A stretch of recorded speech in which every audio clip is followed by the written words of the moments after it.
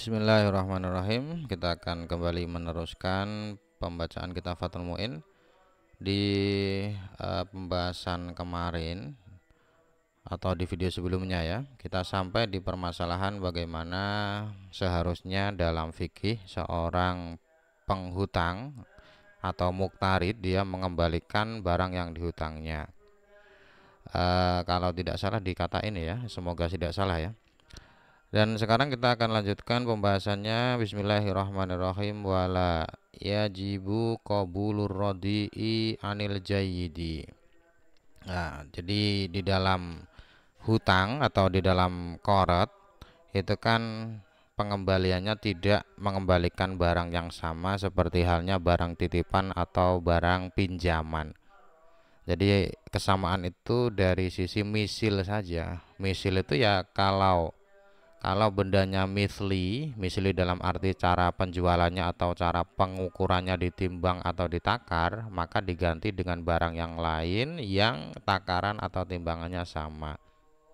Kalau tidak misli, barangnya mutakawim, itu dikembalikan harus misli tapi surotan ya. Surotan dalam arti kalau hutangnya hayawan atau binatang ya dikembalikan binatang, kalau baju ya baju dan seterusnya. Nah, karena dalam akad qard itu tidak dikembalikan barang yang asli, maka tentunya akan ada yang kualitas jelek dan kualitas bagus. Jadi rodi ini maknanya kualitasnya jelek, kalau jayid ini kualitasnya bagus. Jadi kalimat ini maksudnya adalah andai kata muktarid atau penghutang mengembalikan hutangnya, tapi ternyata yang dikembalikan itu kualitasnya lebih buruk daripada yang dihutangkan. Jadi misalkan teman saya hutang kepada saya, misalkan hutang bajunya bagus, tapi setelah itu bajunya saya pakai, kemudian saya kembalikan dengan baju yang kualitasnya tidak bagus atau kualitasnya di bawah baju tadi yang hutang teman saya, mohon maaf ya. Jadi teman saya misalkan hutang kepada saya uang, misalkan saya beri uangnya, uang yang baru dari bank yang masih bagus itu, ternyata dikembalikan uangnya lusuh, uangnya itu tidak bagus. Nah, itu saya sebagai pemberi hutang tidak harus menerima. Jadi tidak ada kewajiban menerima dalam arti saya boleh menolak gitu loh. Saya boleh menolak. Dan sebenarnya kalimat ini kalau kita baca i'anahnya itu sebenarnya adalah potongan dari satu pembahasan. Jadi pembahasan awalnya itu dihilangkan gitu. Makanya di kitab i'anah kadang kita sering melihat dalam tanda kutip kekurangan Fathul Mu'in ya, tapi dalam tanda kutip. Maksudnya banyak qadhiyah atau kalimat-kalimat yang di depannya dipotong lalu diambil hanya belakangnya saja. Seperti dalam kalimat ini. Ya, ini bisa ketahuan kalau kita mencari kitab aslinya atau sumber asli dari Fathul Mu'in. Misalkan kita cari di Tuhfah ya, karena memang Fathul Mu'in itu mayoritas referensi atau sumbernya dari kitab Tuhfah.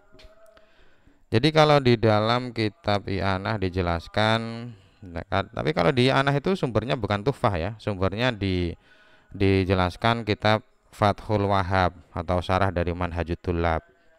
Jadi kalimat yang dipotong itu sebelumnya adalah bahwa penghutang atau muktarid dia harus melunasi hutangnya, keharusan melunasi itu secara sifat dan juga tempat ya. Jadi sifatnya harus sama, tempatnya juga harus sesuai dengan kesepakatan.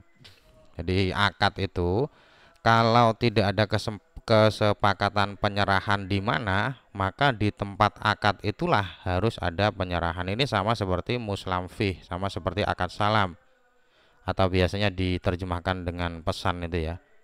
Jadi kalau saya akad salam di tempat A, selama tidak ada kesepakatan penerimaan pesanan itu, maka ya nanti kita serah terimanya di tempat A. Begitu.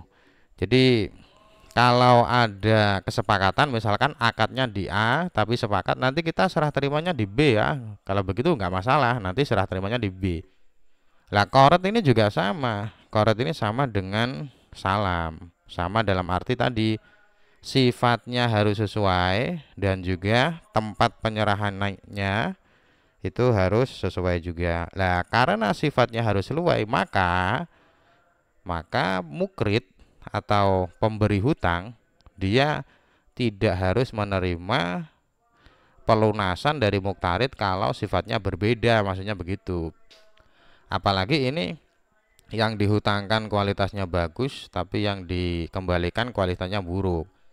Jadi kalimat walayajibu sampai anil jayid ini sebenarnya adalah lanjutan dari penjelasan tadi bahwa dalam akad qoret itu sifatnya antara barang yang dihutangkan dengan barang yang dikembalikan itu harus sama ya, harus sama. Jadi dalam kitab i'anah ada semacam kritikan gitu. Harusnya kalimat yang sebelum pembahasan ini harusnya jangan dibuang, harusnya ditampilkan biar tidak membingungkan.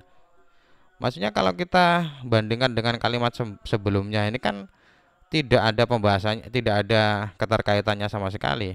Sebelumnya membahas pengembalian ya, rodul misil, kok tiba-tiba tidak harus menerima pelunasan hutang yang buruk kalau hutang yang diberikan itu kualitasnya baik. Ini kan tidak ada korelasi antara kalimat sebelum dan setelahnya. Jadi korelasi-korelasi seperti ini itu bisa dipahami atau bisa diketahui dari melihat kitab yang lain atau muqabalah. Dan muqabalah itu memang bisa dikatakan satu-satunya ya metode belajar yang paling bagus itu. Muqabalah itu maksudnya perbandingan, membandingkan satu kitab dengan kitab yang lain. Dan itu yang apa ya di zaman sekarang itu sudah apa ya, sudah bisa dikatakan jarang dilakukan. Membandingkan atau memverifikasi ya, memverifikasi. Karena zaman sekarang kan informasi semuanya ada. Kita tinggal klik di Google ada semua, kita tanya apa saja. Hanya saja apakah keberadaan informasi itu benar apa tidak. Lah itu kita butuh verifikasi. Kita perlu membandingkan dengan sumber-sumber yang lain. Termasuk dalam kitab juga seperti itu. Kita menemukan satu penjelasan dalam Fathul Mu'in, kalau kita bandingkan dengan kitab yang lain nanti kita akan tahu, oh ternyata ini ada kalimat yang dibuang, ternyata kalimat ini maksudnya begini. Jadi kadang banyak pertanyaan ya, banyak pertanyaan, maksudnya teman-teman saya itu kalau saya nggak bisa baca kitab itu kalau saya nggak paham kitab itu solusinya gimana ya? Solusinya satu-satunya yaitu buka di kitab lain. Karena sumber dari semua kitab fikih itu kan kitabnya Imam Syafi'i itu. Jadi kalau ada satu kitab fikih atau kitab apapun dan saat baca kita mengalami kebingungan, itu cara agar kita memecahkan kebingungan itu adalah dengan membuka referensi yang lain. Itu dulu, semoga bermanfaat. Wah ini malah kebanyakan ngomong ini saya. Wallahu a'lam bishawab.